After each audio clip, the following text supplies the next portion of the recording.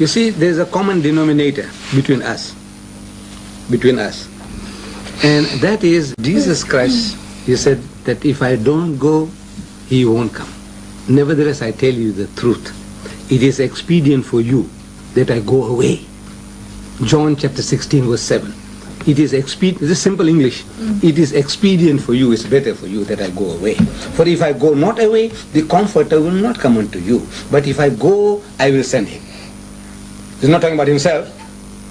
If I don't go, he won't come. But if I go, I will send him. That is the Holy Spirit. Right. So now, he says, if it is the Holy Spirit, see, now we are mature people. That's the easiest thing in the world to say, is the Holy Spirit. I said, right, wait.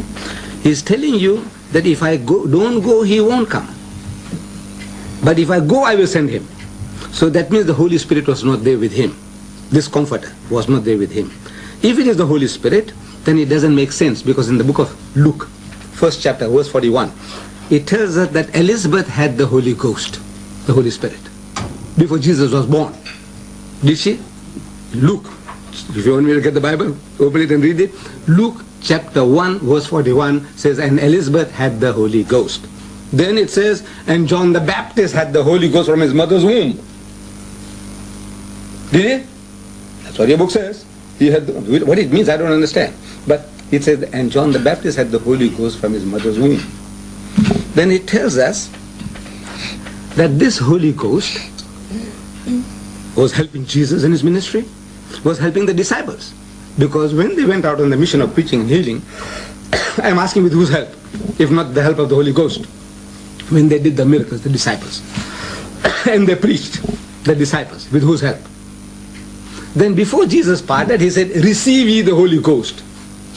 Receive means, like I'm saying, receive this Holy Book. But I won't give it to you. You think that's what Jesus did? He said, receive ye the Holy Ghost. Did they or didn't they? They received it on his resurrection. No, he said, receive. I'm telling you, receive now, not when you die and when you're resurrected, you'll get this book. No, I said, not this. Receive this, brother. Receive this. My sister, I said, receive ye the Holy Ghost.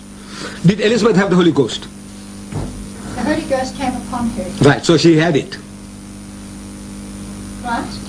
Did John the Baptist have the Holy Ghost? You had them. Then he says, if I don't go, he won't come. But he's there already with everybody.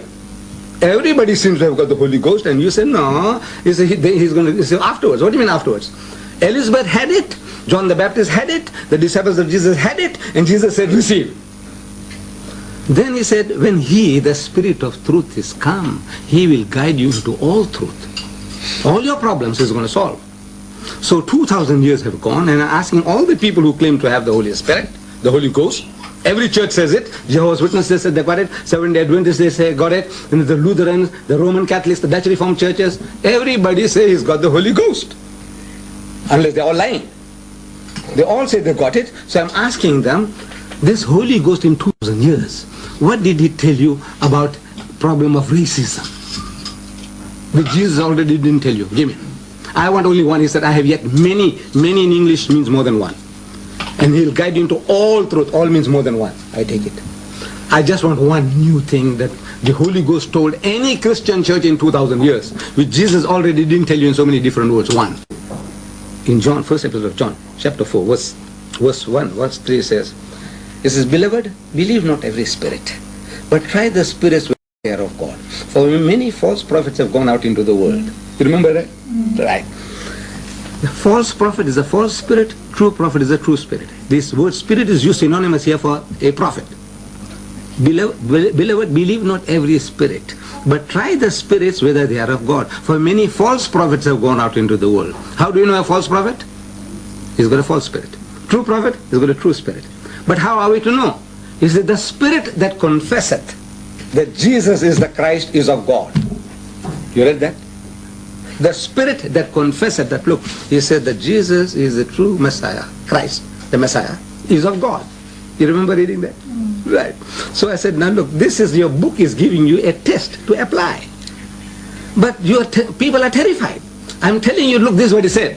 To find out the true from the false, this test is that if this prophet comes to you and he says he's a prophet of God, ask him, is Jesus the Christ? He says no, then you are told to reject him. That's what it says there, that look, the spirit that confesseth that Jesus is the Christ is of God means this is true prophet. So now you open chapter 3, I give you the page, chapter 3, this is the book we are presenting you. So you can open up chapter 3 there, I give page, chapter 3, page, verse 42, chapter 3, page number 42 would be page 134. Right. Page 134. Very easy to find. Page 134.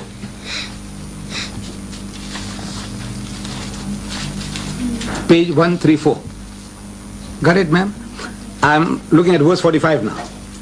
It says, behold, the angel said, O Mary, God giveth thee glad tidings of a word from him. His name will be Christ Jesus. You read it, sir? It says in Arabic, Masihu, same as Messiah. Masihu Isa ibn Maryama. Jesus Christ, the son of Mary. So Muhammad is testifying that Jesus is the Christ. That's the book. That's the book of Islam. What do you want to know? That he was born miraculously. The same verses on. You read there, page 40, verse 47, next page. She said, when she's given the good news about the birth of a holy son, she said, O my Lord, how shall I have a son when no man has touched me? He said, the angel says in reply, even so, God created what he willeth. When he had decreed a plan, he but said to it, be, and it is. And God will teach him the book and wisdom, the law and the gospel. Talking about Jesus Christ. Muhammad testifies that Jesus is the Messiah, that he is the true messenger of God, and he was born miraculously, which many modern day Christians don't believe today. This is 1,400-year-old book that you are reading now. 1400 years ago, this is what Muhammad says about Jesus. That Jesus Christ was one of the mightiest messengers of God. He was born miraculously. He gave life to the dead by God's permission. He healed those born blind and the lepers by God's permission. But he's not God, and he's not physically not his son. So now we can reason. He's not God. You used to know he's God. He said, let us reason. Yeah. Come. The Bible says, come, let us reason together. The Quran says, Ya ahlal kitab ta'alu. So, people of the book, come, let's talk. What are you afraid of?